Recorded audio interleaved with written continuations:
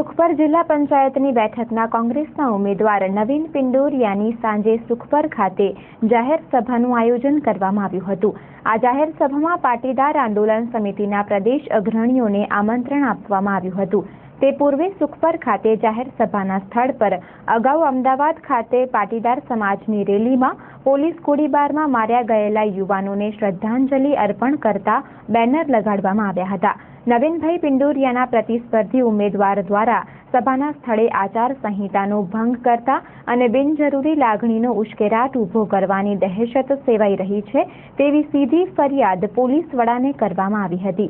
Police વડા DN Patel, SOG શાખા, Mankuva police અને સ્થાનિક પોલીસનો કાફલો તાત્કાલિક અસરથી રાત્રે સભાના સ્થળ ખાતે સુખપર દોડી આવ્યા હતા।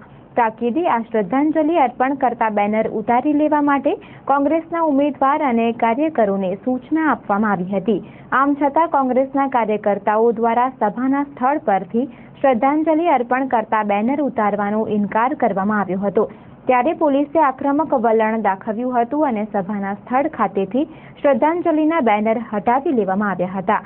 આ તકે પોલીસ અને કોંગ્રેસના કાર્યકર્તાઓ વચ્ચે બેનર હટાવવાના મુદ્દે શાબ્દિક ટપાટપી થઈ હતી, પરંતુ છેવટે મામલો થાળે પડ્યો હતો। આ સભામાં પાટીદાર આંદોલન સમિતિના કાર્યકરો નરેન્દ્ર પટેલ, વિનય પટેલ અને ભરત પટેલ હાજરી આપનાર હતા, પરંતુ તાત્કાલિક અસરથી તેમને સલામત સ્થળે ખસેડી લેવામાં આવ્યા હતા। બેનર હટાવી લેવાના મુદ્દે કોંગ્રેસના ઉમેદવાર નવીન પિંડોરિયાએ તેમના પ્રતિસ્પર્ધી ઉમેદવાર સામે સીધો આક્ષેપ કર્યો હતો। દરમિયાન અહીં પધારેલા કોંગ્રેસના અગ્રણી શ્રી અર્જણભાઈ ભુડિયાએ ચંચળ ન્યૂઝ સાથે વાત કરી હતી। જિલ્લા કોંગ્રેસ વતી પટેલ 24ની ચૂંટણી નિરીક્ષક તરીકે મારી નિમણૂક કરવામાં આવી છે। આજે સાંજે સુપર સીટના આપણે જિલ્લાના ઉમેદવાર નવીનભાઈ અને એમના અહીંયાના માધવ સુપર સીટના બેના તાલુકાના ઉમેદવારના કાર્યાલયનું ઓપનિંગ હતું અને એક જાહેર સભાનું આયોજન કરવામાં આવેલું હતું। એની સાથે એક આપણે પટેલને જે અમારે ન્યાય થયો હોય કે પટેલની સામેની ચળવળની છે મુદ્દાને ધ્યાનમાં રાખી અને આ ચળવળ દરમિયાન જે પટેલોના દીકરાઓ જે શહીદ તરીકે જેને એમને મનમાં દિલમાં સમાવી લીધા એને શ્રદ્ધાંજલિને પણ આપવાનું હતું ને એક જાગૃતિનો ભાગ હતો। ભાઈ આવી તાનાશાહી સરકારને કંઈક જાગૃતિ માટે અને સાચી ઘટના બની એ પ્રજા સામે મૂકવા માટેનો મુદ્દો હતો। એટલે એક જાહેર સભા જ હતી અને કોંગ્રેસના પ્રચારના માધ્યમથી જ હતી, એટલે આમાં કોઈ એવું રાગદ્રોહ કરવાનું હતું નહીં।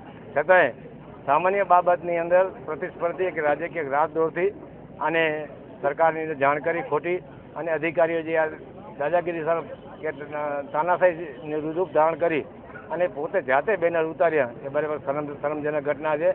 અને આના ઉપરથી મારું કહેવાનું છે કે માત્ર પટેલો નહીં પણ આ તો આવનાર સમયની કોઈ પણ જાતિ ઉપર થઈ શકે તો દરેક ગુજરાતની વસ્તી દરેક સમાજના આની અંદર જાગૃતિ આવે અને આવા ગુનાહિત પ્રવૃત્તિ સરકાર પોતે ન કરે। હરીફાઈને ધ્યાનમાં રાખી અને હાર જો ન પચાવી શકવાની જેનામાં જીગર હોય એ એવું કાર્ય કરી પણ શકે। અને એની અંદર અરવિંદભાઈથી આખા પાચાળો માહિતગાર છે, એની દાદાગીરી, એની સરકાર ગાંધીનગર સુધીની પહોંચ એનું પણ આ પરિણામ હોઈ શકે એ સત્ય ઘટના છે।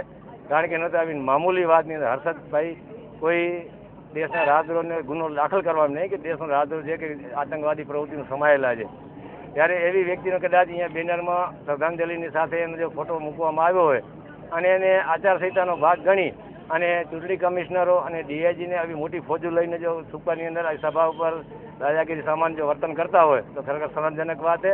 આજે આ સુપર નહીં માત્ર હું તો એમ કહું કચ્છની આખી ગુજરાતની પ્રજાને જાગવાની જરૂર છે। આ મેસેજ જ્યાં પહોંચે ત્યાં આ દમનગીરીથી છૂટવા માટે આપ સૌને જાગૃત થવું પડશે। પાટીદાર અનામત આંદોલનના કન્વીનર તરીકે હું ભુજના હોદ્દા ઉપર છું।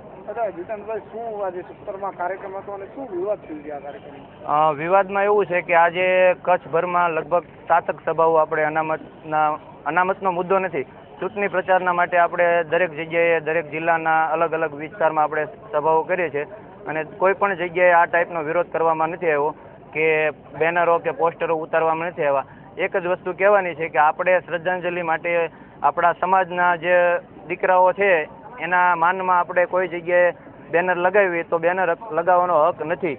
એ લોકો આ સરકારમાંથી આપણને એ ટાઈપનું મેસેજ આપે છે કે તમે આ બેનર ન લગાવો, એમ આચારસંહિતા લાગે।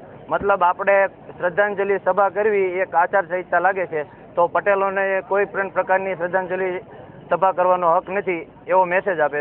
કિન્નાખોરી સ્પષ્ટ કિન્નાખોરી છે. કોઈ પણ જગ્યાએ અમારું આયોજન હોય એટલે તરત 144ની કલમ લાગે અને આજે ખાસ તો સુખપરમાં, બાકી કોઈ પણ જગ્યાએ આ ટાઈપનો વિવાદ થયો નથી અને કોઈ પણ જગ્યાએ ઝીરો ગ્રાઉન્ડ છે, કોઈ પણ જગ્યાએ ઝીરો વિવાદ અને અમારી સભાઓ બધી જગ્યાએ સારી પતી અને સારી રીતે પતી છે.